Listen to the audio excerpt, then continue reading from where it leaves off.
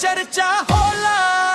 जहिया तू हंस के देख ले लू बेर बगला पगला होला। कमरिया हिले त जिला हिले, ठुमका पड़े त महल खिले। तोहरा नाच पे भीड़ जुटेले, स्टेजवा पूरा आग उगले।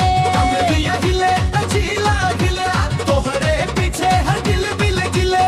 एक मुस्की तू दे कपड़े आ, लाखों दिलवा तोहरे संग चले।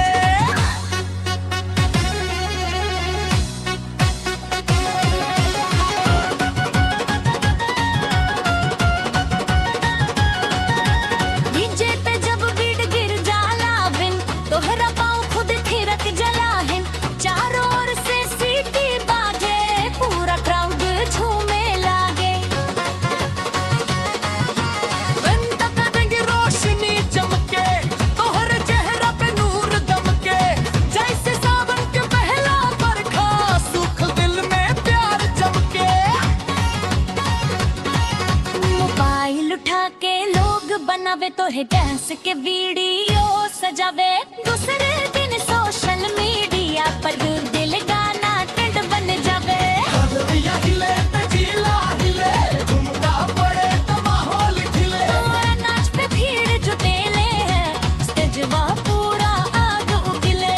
कमरिया हिले त जिला हिले, तोहरे पीछे हर दिल मिल गिले। एक मुस्की तू दे द गोरिया, लाखों दिलवा तोहरे संग चले।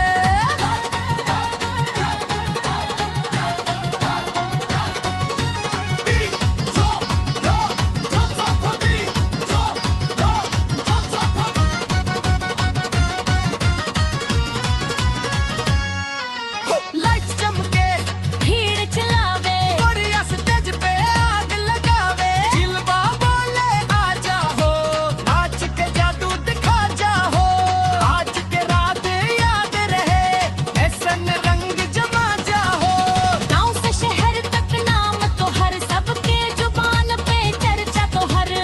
जब तू मस्ती में झूमे लू, रुक जाला हर काम धंधा यार।